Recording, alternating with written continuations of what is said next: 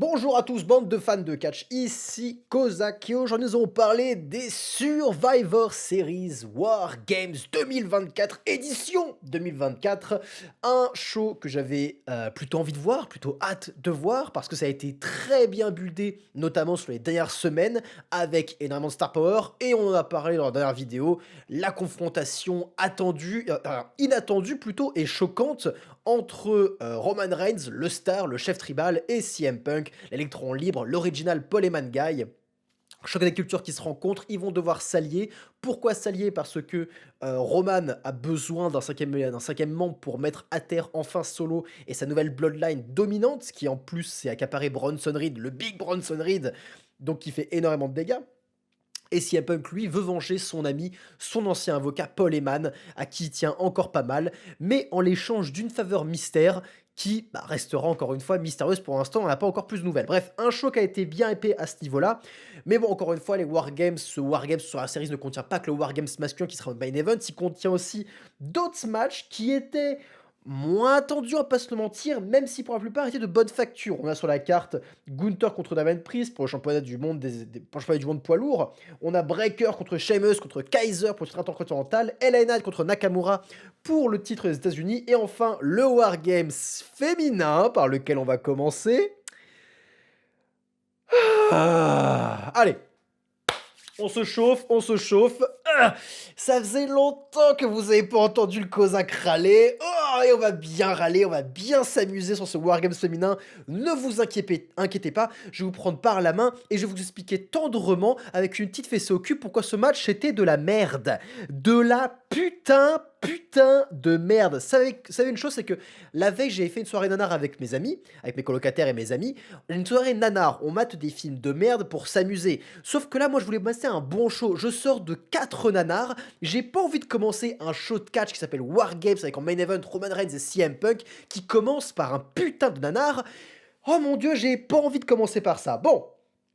Alors, si vous êtes déjà outré, c'est déjà votre clément en mode «Ah, le War Games Féminin, c'était le meilleur match de la soirée, c'était le meilleur match, ces femmes se sont déchirées pour ce match». Non, ces femmes ont fait de la merde. Et c'est pas une critique contre elles, encore une fois, c'est une critique sur plutôt comment le match a été produit, qu'est-ce qui a été écrit dedans, ce que les femmes ont fait dans le match, et aussi, pour le coup, je vais quand même critiquer leur travail. Parce que je suis désolé, la plupart d'entre elles, la majorité d'entre elles n'ont pas fait un bon travail dans le ring. C'était sloppy as fuck. Mais vraiment, vraiment sloppy. Et pour moi, c'est pas digne d'un opener des Survivor Series, d'un pay-per-view de la WWE, de la plus grosse fédération de catch. Un opener, ce n'est pas digne de ça. Je me suis fait chier devant, je matais ça, j'étais gêné de mater ça. Des amis, mes colocataires passaient et j'étais gêné qu'ils voyaient que j'étais en train de regarder ça. Et quand je ressens ça, c'est que c'est pas bon. C'est que je regarde de la merde. Alors, on avait donc les Faces, la team Rhea Ripley, donc avec Rhea Ripley, Bianca Belair, Raquel Rodriguez, Naomi et Io Sky. Face au Heel, la team Liv Morgan, donc avec Liv Morgan, Nia Jax, Raquel Rodriguez, je ne les ai plus toutes, Candice LeRae et une dernière que je pourrais... Et Tiffany Stratton, oui bien sûr.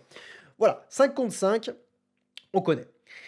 Avant que je critique, on va vous rappeler ce que j'aime dans le catch, qu'est-ce que j'aime et ce à quoi le catch sert, qu'est-ce qui fait du grand catch pour moi, c'est quand l'illusion du réel est palpable. Bien sûr que ce sont des lutteurs, bien sûr que tout est organisé, que c'est du «fake» entre guillemets, mais on a l'illusion de voir un vrai combat, de par ce qui se passe dans le ring, de par les storytelling, de par les jeux de regard, de par les coups, le selling, les offenses, par une énorme quantité de choses pour qu'on voit évidemment que c'est un combat grandiloquent, un combat cinématographié, mais un combat qu'on même, qu'on ressente la tension, le combat, le danger. Et pour ressentir ça, il faut pas proposer du bullshit. Parce que si on commence à proposer du bullshit, on sort de l'intrigue, on sort de la digeste parce qu'on se dit: «Mais qu'est-ce que je suis en train de mater? C'est de la merde, personne ferait ça, personne réagirait comme ça». Et c'est pas une critique en mode, ils ont pas de garde, ils ont pas non, ça c'est des critiques à 2 balles. Je parle de faire des choses qui vont briser la tension, briser ma suspension d'incrédibilité. Et elles n'ont pas arrêté de le faire. Ce match, c'est de la merde. Déjà, Pourquoi le b.a.-ba, la base du catch, la base du putain de catch, si vous voulez réussir, c'est faire en sorte de pas proposer une coopération visible. Évidemment que les lutteurs coopèrent, ils sont pas là pour se tuer. C'est de la coopération. Mais il faut que cette coopération soit invisible. Et les bons workers arrivent à coopérer sans proposer un match qui paraît ultra chorégraphié, mais qui paraît au contraire extrêmement fluide, sans se dire un mot. Il y a des gens qui sont capables de faire un match contre Rey Mysterio, des vétérans contre Rey Mysterio, sans dire un seul mot à Rey Mysterio. Et pas proposer un match. Ils coopèrent de manière invisible. Là, c'est coopération visible sur coopération visible. Je baisse, je monte ma garde pour te montrer que je veux que tu me tapes là. Je te parle à voix haute pour montrer que tu fais ça. Je te frappe pas extrêmement fort avec ma chaise, ou alors je bouge ton dos pour taper au bon endroit avec ma chaise parce que là tu es mal placé. Les méchantes, les adversaires s'aident mutuellement pour bien se frapper et ça se voit et c'est cringe. C'est le malaise est total. Le malaise est putain de total. Et alors que le malaise est total, alors que je vois Bayley affronter Nia Jax qui est tellement énorme par rapport au reste du roster qu'elle est obligée de faire semblant de frapper les gens, mais elle frappe vraiment à 2 à l'heure, c'est tellement sloppy qu'il n'y a aucune intensité dans ses offenses. Elle drag down, elle abaisse toute l'intensité de ce putain de match. Toutes les lutteuses n'ont aucune intensité. Il faut attendre que Bianca Belair sur son comeback mette un peu d'intensité et surtout que Rhea Ripley, quand elle arrive enfin à la fin du match, rajoute de l'intensité. Il faut attendre la fin du match et l'arrivée de Rhea Ripley pour qu'on ait enfin un peu d'intensité dans cette merde, parce qu'il ne se passe putain de rien. Pour vous dire pourquoi je parle de nanar, encore une fois, c'est un combat. Les gens sont là pour se péter la gueule. Ils sont là pour se péter la gueule. Et il y a une urgence. Parce qu'à chaque fois, il y a un système dans le Wargames de domination. Il y a forcément une équipe qui va avoir un élément de plus par rapport à l'autre, un membre de plus. On va être sur du 2v1, du 3v2, du 4v3 à chaque fois qu'un nouveau lutteur va rentrer dans le ring. Donc il y a un système d'urgence à avoir. Et pourtant, à chaque fois qu'une nouvelle lutteuse rentre dans le ring, elle va perdre 1 minute à trouver un putain d'objet n'importe lequel. Oh, qu'est-ce que je vais avoir? Je vais faire mes courses. Oh, une table, une chaise, un kendo. Oh, un extincteur. Oh, c'est bien. Oh non, j'ai mieux. Une cuvette de chiottes. Une cuvette de chiottes sous le ring. C'est pas une blague. Je sais plus qui a la brillante idée de récupérer cette cuvette à chiottes, mais une lutteuse, alors que ses amis sont sur le ring en train de se faire péter la gueule, préfère attendre récupérer une cuvette de chiottes en plastoc de merde avant d'entrer dans le ring pour taper ses adversaires avec la cuvette de chiottes. Qu'est-ce qu'elle a la cuvette? Elle est mal lavée, il y a des trucs dessus. C'est quoi cette merde? Qui a écrit ça? Qui a produit ça? Qui a proposé à ça? Pourquoi Triple H a dit « Ah oui, excellente idée » à ça? C'est quoi son problème? C'est un ring. C'est une arène. Qu'est-ce qui est censé avoir sous le ring? Des chaises et des tables. Parce que les chaises et les tables, ça sert pour la production, pour installer les gens, pour installer des invités. Parce qu'on ne sait jamais, c'est pour ça qu'il y a ça sous le ring. Pourquoi il y a une cuvette à chiottes sous le ring? Pour improviser un putain de chiotte en plein milieu pour que... Non mais c'est quoi? C'est compliqué. C'est compliqué. Accordez que c'est compliqué. Osez me dire que ce match-là était mieux que le Wargames masculin. Osez me le dire. Bon, qu'est-ce que j'ai noté d'autre? Tout le monde est sloppy, tout le monde perd du temps à choper des objets. On a aussi Raquel Rodriguez qui, elle, pour le coup, sort une table. Elle sort une table et elle l'amène même pas dans le ring. Elle sort la table, elle la laisse par terre et elle rentre. Ah bah bravo Raquel. Ah mais c'est brillant comme idée. Tu sais, pendant ce temps, tes copines sont en train de se faire péter la gueule, tu devrais peut-être aller les aider là. Putain de merde. Oh c'est chaud. C'était chaud et on a réussi ça, putain. Il y a aussi Io Sky. Io Sky qui l'année dernière, je me rappelle, m'avait fait vriller quand elle était montée en haut de la cage, elle avait mis une poubelle. Elle avait enveloppé une poubelle, elle s'était habillée en poubelle, hein, la poubelle sur la gueule et tout, voilà, hop. Et elle avait sauté sur ses adversaires et sur ses potes pour écraser tout le monde. Ah mais c'est brillant, Io. C'est ridicule, c'est funny as fuck, ça ne ressemble à rien, c'est risible. Et n'importe qui voit ça, qui n'est pas un fan de catch conquis, va trouver ça ridicule. Putain, ils ont refait le spot. Ces enculés, ils ont refait le spot. Io Sky, elle monte sur la cage. Cette fois-ci, il a une poubelle, mais qui est peinte à son effigie. Hein. Elle est violette et jaune, elle est très belle, elle est luxuriante. Elle monte la cage et elle a refait son putain de spot à remettre la poubelle sur la gueule et à sauter. Oh putain, on dirait de la merde AEW, on dirait de la merde indie. Ça n'a rien à foutre à la WWE qui se veut être un programme plus sérieux. Et quand on regarde le reste des matchs, on se dit mais c'est quoi cette merde? C'est quoi ce truc lunaire, cet ovni qui n'a rien à foutre dans la cohérence de ce show en globalité? Les matchs suivants ont tous eu la même vocation, à être le plus sérieux et à vendre, à donner le plus possible une illusion de réel, un vrai sentiment de combat, des vrais sentiments de tension. Et là, au début, tu ouvres ton putain de show qui se veut réaliste, avec des connasses qui se battent avec des cuvettes de shot et qui enfilent des poubelles pour sauter à 10 mètres de haut sur des adversaires qu'elles ne voient même pas pour se péter la gueule par terre. Mais comme je disais, il a fallu attendre la fin du match pour que Rhea Ripley, notre sauveuse, la seule putain de star de ce putain de five-way, de ten-way, rentre en ring pour mettre un peu d'intensité. Parce que, encore une fois, si au moins le match était intense, si le match était intense, si les meufs elles se battaient comme Omega et Osprey, que je déteste, hein, je vous rappelle que je suis pas très très fan, mais qui au moins se battaient comme des attardés comme eux, mais avec de l'intensité au moins, vous voyez ce que je veux dire? Là, c'était de la merde et c'était sloppy, putain. Rhea arrive et fout enfin l'intensité. On s'amuse enfin un petit peu. D'ailleurs, elle va conclure le match, c'est elle qui va gagner en faisant un super Riptide sur Liv Morgan à travers une table. C'était très très beau à voir. Beaucoup de, voilà, de la percussion, d'intensité, c'est ça qu'on va voir. Donc la team des Faces l'emporte. Why not? Et aussi, je le mentionne, dans le match, il y a eu Tiffany Stratton qui a proposé le seul élément de storytelling du match où elle a voulu cash in sur sa propre équipe parce que Liv Morgan et Nia Jax, deux championnes des deux rosters, étaient par terre KO et Tiffany a sorti sa mallette. Elle voulait cash in. Mais Raquel l'a intercepté. Elle a fait mais qu'est-ce que t'es en train de foutre et tout avant que Io Sky foute la merde avec l'extincteur et arrête l'action. Mais on est un élément de storytelling où Tiffany Stratton était prête à cash in sur l'une des championnes à prendre l'avantage, à devenir un peu la nouvelle Edge, hein, à être l'ultime opportuniste. Malheureusement, Tiffany Stratton a échoué et franchement, honnêtement, vu la qualité du match, j'aurais pas été contre d'un cash-in de Tiffany Stratton qui se fait avec succès et qu'elle cache sur Nia Jax. Pourquoi pas? Ou sur Liv Morgan, hein, je m'en fous pour Liv Morgan pour qu'elle garde un peu une sorte d'amitié avec Nia Jax, why not? Mais qu'elle cache sur une des championnes et qu'elle devienne championne. Franchement, il y aurait eu au moins quelque chose à se souvenir de ce putain de raté parce que là, il y a juste rien à se souvenir. C'était un ratage total. Bref, j'ai craché mon venin, mais maintenant la suite du show était bien. La suite du show était bien. Je vais dire que du bien de la suite. Honnêtement, je suis en train de lire un peu, je suis en train de vérifier un peu, mais non, je veux dire que du bien de la suite, donc on va évacuer un peu tout ça. C'était par la suite un show WWE d'excellente facture.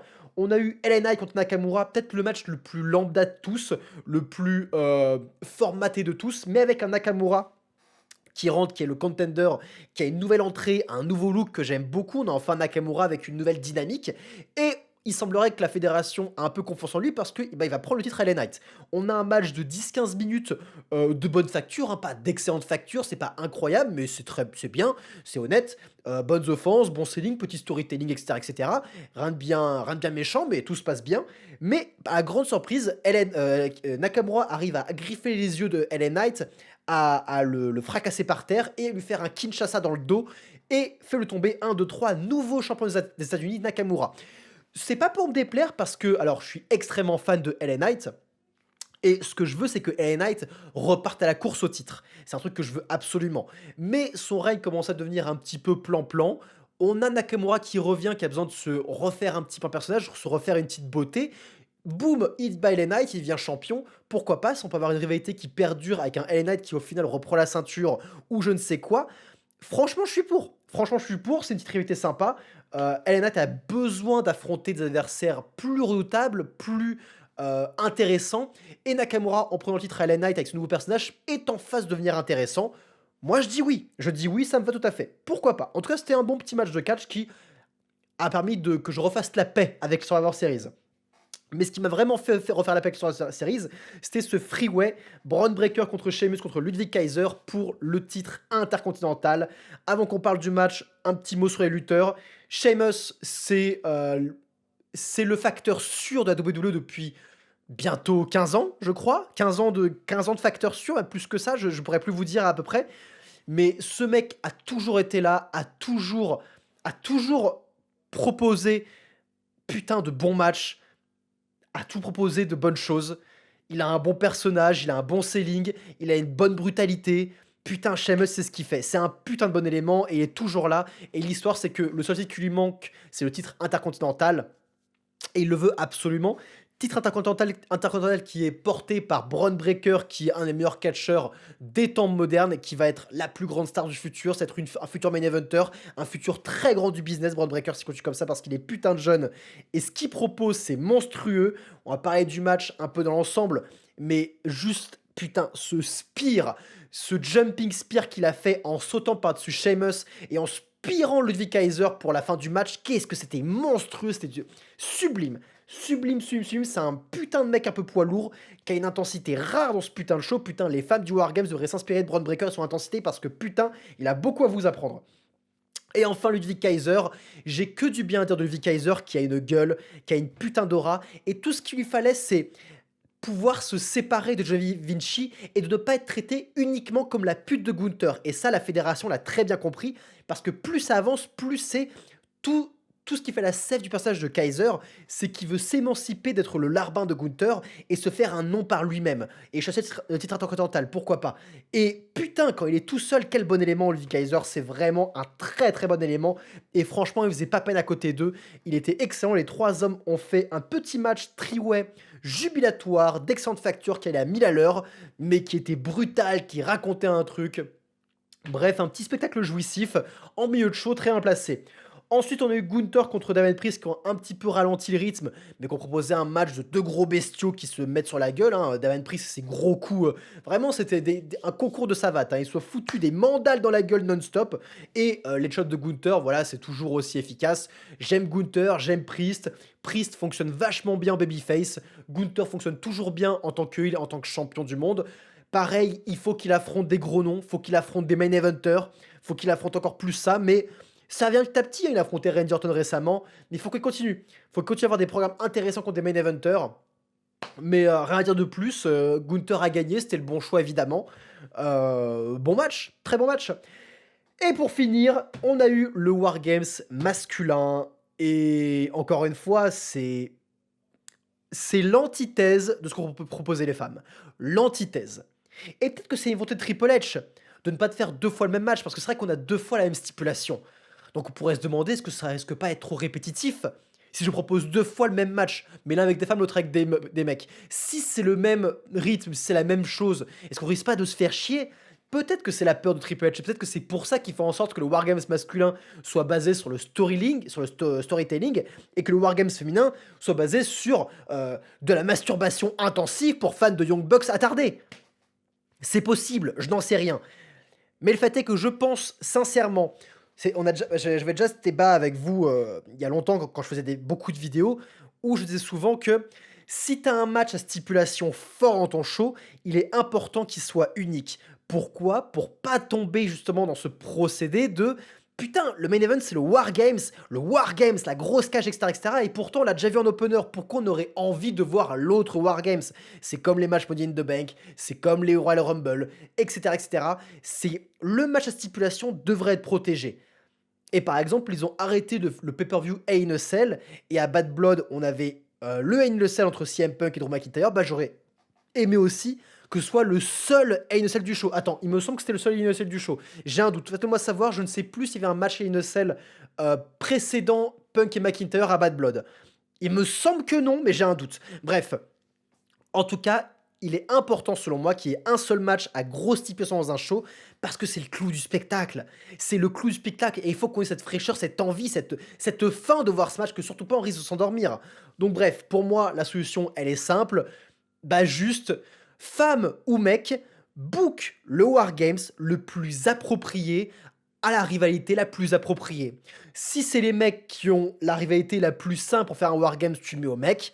Si c'est les femmes, tu le mets aux femmes. Basta, et t'en mets un.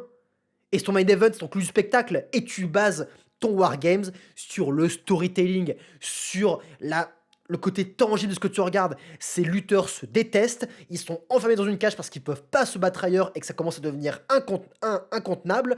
Ils ont besoin du Wargames, faites-les se battre à l'intérieur, et ils n'ont pas besoin de 1000 objets pour se péter la gueule. Non, faut que ce soit sanguin, faut qu'on y croive. S'ils ont l'occasion de foutre un pain dans la gueule du gars, ils vont foutre un pain dans la gueule du gars, et basta. Et c'est ce qu'on a vu avec ce Wargames masculin, justement. On a commencé avec Jey Uso et alors avant que je parle de ça, on a eu les entrées évidemment et la grosse histoire, c'est que un peu ce qui va être un peu le fil rouge sur Wargames, le storytelling principal, c'est est-ce que Punk et Roman Reigns peuvent coexister, peuvent se battre ensemble dans la cage. Et ça commence très mal sur les entrées parce que Punk fait son entrée et s'amuse d'ailleurs à provoquer les mecs enfin dans la cage la cage des heels. Personne ne fait ça. Personne ne fait ça. Dans tout le roster, il faut attendre que Punk se ramène pour créer sur de provocateurs que, qui est tangible sur le truc qu'on pourrait voir dans la vraie vie. Bah oui, les gens se détestent, bah t'es enfermé, bah je vais te provoquer, tiens, je te pousse dans la cage, je peux rien faire, qu'est-ce que tu vas faire? Faut attendre que Punk arrive pour qu'on ait ce genre de spot, ce genre de segment. Encore une fois, pas pour rien que ce mec est apprécié, pas pour rien que c'est mon catcheur préféré. C'est parce que ce genre d'idées, ces idées tangibles qui se rapprochent le plus du réel, sont ce que j'aime le plus dans le catch. Et lui, c'est lui qui les incarne le mieux. C'est ce mec avec ses idées qui les incarne le mieux. Mais bref, il arrive, il attend Roman Reigns. Roman Reigns arrive, gros star power, grosse entrée. Les gens lèvent le doigt, etc., etc. Les deux se font face à face. On sent qu'il y a une grosse tension. Et tout le long dans la cage, ils vont pas trop s'aimer. Ils vont on sent qu'il y a putain, le climat, il est glacial dans la cage, dans la petite cage. Mais bref, dans le Wargames, on a Jey Uso qui affronte, l'un des frères Tonga, je crois que c'est Tonga Loa ou peut-être Tamatonga. Non, c'est Tamatonga. Il affronte Tamatonga, le Gollum qui fait le petit Gollum là. Ils s'affrontent tous les deux, ils se foutent sur la gueule. C'est de bonne facture, c'est sympathique. Et puis, au fur et à mesure, c'est Bronson Reed qui va arriver, le Big Bronson Reed qui va arriver, et etc., etc. Où le Jimmy Uso va arriver pour aider Bronson. Jacob Fatu va arriver. Quand Jacob Fatu arrive, c'est excellent. On sent que Jacob Fatu va être la plus grosse menace du Wargames, que ça va clairement être l'élément à éliminer au plus vite si l'équipe des Face souhaite gagner le Wargames. Il faut éliminer Jacob Fatu et ça se fait directement ressentir. Alors que Punk s'apprête à rentrer dans l'arène, Reigns le bloque avec son bras. Reigns le bloque, il laisse pas Punk passer et laisse au contraire Sami avancer à la place de Punk pour entrer dans Wargames. Et là, à ce moment-là, Punk, il est vénère de ouf. Le climat est encore plus glacial qu'avant. Mais bref, Sami rentre, le Wargames continue. On a ensuite Tonga Loa du coup qui rentre dans le ring. Les heels sont clairement à leur avantage. Les heels écrasent les faces. Et là, la cloche sonne pour au nouveau face de rentrer. C'est Roman qui veut rentrer, il prend tout son temps et Punk le bouscule, passe à sa place et celui qui rentre dans le Wargame, ça part de Roman Reigns. Oh putain, la hit elle est folle, mais c'est génial. Enfin, la hit elle est folle. La tension est folle parce que le public explose de joie évidemment. C'est hyper hypant. Punk prend son temps avant de rentrer parce qu'il voit que les 4 heals l'attendent et il va choper dans le ring du coup une boîte à outils. Encore une fois, on a juste eu Jacob Fatu qui a pris des chaises et c'est tout. Et Punk qui a pris une caisse à outils. Et pourquoi il prend une caisse à outils? Parce que avant d'entrer dans le ring, il voit qu'il a 4 connards en face de lui qui l'attendent. Donc évidemment que là, il va pas rentrer les mains vides parce que s'il va, il va se faire casser la gueule. Encore une fois, écriture maligne, c'est là où tu cales des objets. Et Jacob Fatu prenait les chaises parce que c'est Jacob Fatu et il est fou. C'est un mec qui est fou, Jacob Fatu. Donc avant d'entrer, il prend plein de chaises. Parce que c'est lui qui est déglingué. Donc la présence d'objets a été justifiée d'excellente manière. Encore une fois, on peut inclure les objets tout en faisant en sorte que ça fait sens, que ça fasse sens et pas que ce soit gratuit. Pas que une personne égale un objet. Oh, je prendrais bien une cuvette de chiottes. Ça n'a aucun putain de sens. Là, ça fait sens. Il prend la caisse à outils avec laquelle il avait exterminé Drew McIntyre. Et bam, caisse à outils sur tous les heals. Bam, bam, bam. Punk fait le ménage. C'est très cool. La foule est comme des dingues. Mais il se fait calmer par la nouvelle Bloodline. Solo Sikoa arrive dans le ring. Et de nouveau, c'est les heals qui dominent. Et enfin, Roman Reigns arrive. Sauf que Solo Sikoa a été malin et a fermé la porte avec une chaîne. Donc Roman ne peut pas rentrer. Roman est obligé d'escalader la cage. Évidemment, les heals l'attendent. Ils escaladent à leur tour. Roman les repousse un par un du sommet de la cage. Ça faisait longtemps qu'on n'avait pas vu Roman dans une position pareille. Parce que ça faisait longtemps que c'était un heal. Et qu'il n'avait pas à se mettre dans ce genre de spot. Et maintenant qu'il est nouveau face, voir Roman faire un dive du haut des cordes sur tous les heals, franchement, j'ai popé. Voir Roman faire ça, ça fait tellement longtemps qu'on n'a pas fait ça que c'était très très cool. Donc bref, tous les heals sont par terre. Et là, c'est gros combat, le Wargames commence officiellement. Reigns ramasse toute son équipe, mais ne ramasse pas Punk. Punk doit se le relever tout seul. Et là, les deux se confrontent. Les deux sont clairement pas prêts à coexister. Paul Heyman arrive, s'il vous plaît, cohabitez, coexistez, s'il vous plaît, vous devez gagner les Wargames. Finalement, les deux se calment et commencent à se battre face aux adversaires. Bref, le match continue, et à un moment, Roman Reigns est en très mauvaise facture et se retrouve allongé sur une table avec Big Bronson Reed qui monte tout en haut de la cage. C'est très impressionnant. Bronson Reed et ses je ne sais pas combien de kilos du haut de la cage qui s'apprête à faire un big splash, un tsunami sur Roman Reigns. C'était extrêmement flippant. Et alors que le Big Bronson Reed saute, au dernier moment, CM Punk arrive et tire Roman de la table, sauve le cul de Roman Reigns, in extremis. Bronson Reed, il me semble, se blesse sur ce move. Il me semble que là, il est blessé dans la vraie vie, Bronson Reed. Donc j'espère qu'il va bien. J'espère que c'est pas trop grave. Encore une fois, j'ai juste vu cette news. Je sais pas s'il est vrai ou pas. Mais ça me paraît très logique qu'il soit blessé après un move pareil. Encore une fois, c'était quand même, pour le coup, sur deux spots que je trouve mérité. Parce que putain, c'était sublime. Donc ça fait chier qu'il soit blessé parce que c'était pas gratuit. C'était pas pour rien. C'était beau, ça racontait un truc, ça a permis à Punk de sauver Reigns et créer un moment fort, surtout que le tsunami de Bronson Reed a bien été buildé, bien été hypé pour montrer que c'était une arme létale. Donc tout faisait sens, donc c'est vraiment dommage pour le coup pour Bronson Reed. Je vais pas râler sur le fait que putain le mec a fait un move trop dangereux pour se blesser. Non, malheureusement, ça racontait quelque chose, c'était logique qu'il le fasse.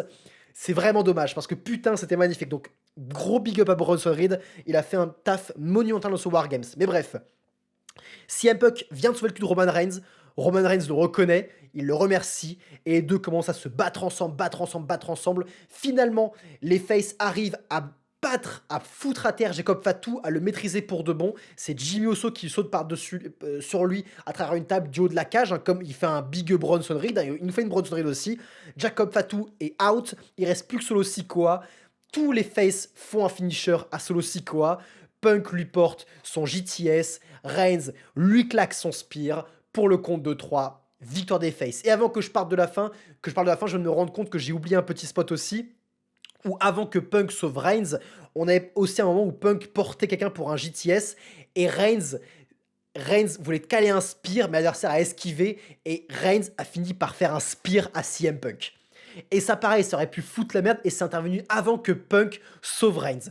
Donc très très bon storytelling, et encore une fois, on raconte le fait que Punk est un personnage intelligent.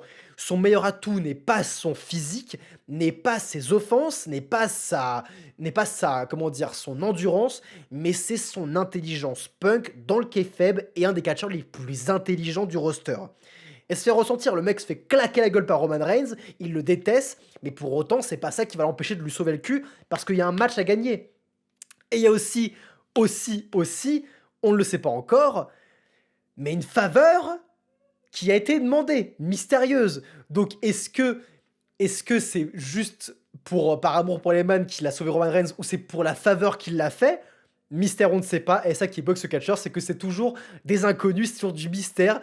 Ça suscite toujours de l'intérêt. Bref, hâte de voir la suite. Mais les Faces ont remporté ce match. Roman et Punk s'échangent une poignée de main. C'est une fanfiction, le truc. Roman Reigns et CM Punk s'échangent une poignée de main à la fin d'un Wargames. C'est de la fanfic. Un an après le retour de Punk, c'est de la fanfic. C'est totalement lunaire. Mais on l'a, c'est ce qu'on a vu. Et franchement, c'était très beau à voir. Le storytelling était génial. À la fin, Heyman fait un câlin à Punk. Punk lui rappelle la faveur. Et il se barre. La Bloodline, la vue au ciel. Punk les rejoint pour faire son petit signe à leur côté. Fin du show. Et un banger de main event. Un banger de main event. Tout ce que doit être un Wargames a été fait dans ce Wargames. Du storytelling, des bonnes offenses, des spots dont on se rappelle. Le Big Bronson Reed Splash, on s'en rappellera. Donc encore une fois, gros big up à Bronson Reed. Tout le monde a été élevé. Peut-être pas les frères Tonga qui sont un peu mis de côté, mais en même temps on s'en fout un peu. Mais Jacob Fatu a vraiment été élevé. Jimmy Uso a eu de belles offenses. Sikoa a encore une fois prouvé que franchement le mec a beaucoup évolué et qu'il a franchement été bien dans ce rôle de leader de la nouvelle Bloodline. On verra où il va maintenant, on verra où va cette histoire maintenant. Mais putain, il a été bon, il a beaucoup évolué, c'était compliqué au début. Et puis il a commencé à prendre de l'assurance et maintenant, franchement... gros big up à Sikoa aussi. Mais évidemment, Punk et Reigns ont totalement volé la vedette de ce match. Fatu, Reed, Punk et Reigns ont été les 4 gros MVP du match. Ils ont porté le match tous les 4. Donc gros big up à eux. Parlons vite fait en bonus de la conférence de presse que j'ai vue. Alors j'ai pas tout regardé, mais j'ai vu du coup le passage avec Sami, les Usos et Punk. Et putain les gars, alors je vous raconte si vous ne l'avez pas vu, mais au départ on a juste les Usos, Sami Zayn très sérieux, il répond aux questions, il est très corpo, très sympa, machin machin. Jay, il est juste là pour caler des hits, hits, hits, voilà, très fidèle à lui-même, il est là pour déconner. Et Punk arrive, Punk il est fatigué, tu le sens qu'il a pas envie d'être là. Tu le sens de ouf. De toute façon, le mec l'avait dit, hein, il aime pas les conférences de presse. Il aime pas ça. Donc, une conférence de presse après avoir fait un gros match, un gros Wargames. Ou putain, il est clairement senti qu'il ait pas envie d'être là. Et il ne parle pas, hein, il va juste demander à des gens dans l'assistance, est-ce que je pourrais avoir à manger, s'il vous plaît? Des donuts, est-ce que je pourrais avoir des donuts, s'il vous plaît? Jey Uso, il va le suivre dans sa démarche, un truc à manger, et tout le monde pendant que c'est mis en train de parler, ils sont en train de faire des signes à manger, s'il vous plaît. Matez la conférence, hein, si vous l'avez pas vu, c'est quand même très drôle. Et je tiens à souligner le culot de l'assistance qui a osé apporter à Punk une boîte de dessert sublime, sublime. Punk, il a ravi quand il la voit. Il est ravi, il fait une tête, il est trop content. Il ouvre la boîte, c'est vide. Il y a rien dedans. Il y a deux pauvres desserts qui se courent après parce que tout le monde a déjà tapé dedans. Punk, il est en mode, c'est une blague? C'est une putain de blague? Jey Uso, il est en mode, the fuck? Yeet? Les gars, no yeet! No yeet them! No yeet! Sami Zayn est en train d'essayer de répondre aux questions, et Punk, à partir de ce moment-là, il est mort. Il est éteint. Il a un regard fixe, il a plus envie d'être là. Et tu sens que, moi j'aimerais pas être à la place du journaliste, ne posez pas une question à Punk. Si vous en posez une, elle a intérêt à être bonne. Vous connaissez le mec il a pas eu ses muffins alors que c'est sa marque de fabrique. Vous apportez à Punk des muffins en conférence de presse, c'est la base, nom de Dieu. Ils l'ont pas fait. Ces fous l'ont pas fait, et ces fous osent demander à Punk une question sur la WWE avant, à l'époque, il y a 10 ans, quand lui et la compagnie étaient en très très mauvais termes, il pose une question là-dessus. Bah Punk il part en juste un no comment. Et il se barre. Non, il veut se barrer, mais Jay l'attend, fait attends mec, je pars avec toi, je go avec toi et tout, on décolle. Mais ah voilà, c'était quand même très très drôle, j'ai beaucoup rigolé. Franchement, le coup il dessert de la boîte vide, quel culot. Quel putain de culot. Donc bref, c'était Kozak, j'espère que les Wargames vous ont plu. Prenez soin de vous, bande de fans de catch. Ah oui, attendez, non, avant toute chose, restez avec moi. Est-ce que dans les commentaires, vous pourriez marquer, me demander un top, une sorte de top 10, de top 20, de top 30, ce que vous voulez, sur un sujet bien précis. Un sujet qui sort un peu du lot. Pas les trucs classiques, ben un top 30 des catcheurs, enfin c'est bon, ça... Je peux le faire, évidemment, je peux le faire, mais un truc justement le plus précis possible pour pas que j'ai un éventail de recherche trop grand. Ça peut être des entrées, des finishers, ça peut être des catcheurs, certains catcheurs d'un groupe. Quel était mon moment préféré de tel groupe? Quel est ton moment préféré de tel groupe, tel groupe, tel groupe, tel groupe? Ton air préféré? Ça peut être mille et une choses, mais une sorte de débat, et proposer des débats ou des tops assez précis pour que je puisse un peu alimenter ce podcast et proposer quelque chose d'autre que de la simple actualité. Parce que j'ai envie de parler de catch, j'adore parler de catch, mais il n'y a rien de plus intéressant que de parler de débat, que de débattre à travers l'histoire du catch. Donc bref, proposez, n'hésitez pas à proposer, et si jamais j'en vois qui est suffisamment intéressant, j'en parlerai en podcast. Merci à vous, et cette fois-ci, prenez soin de vous, bande de fans de catch.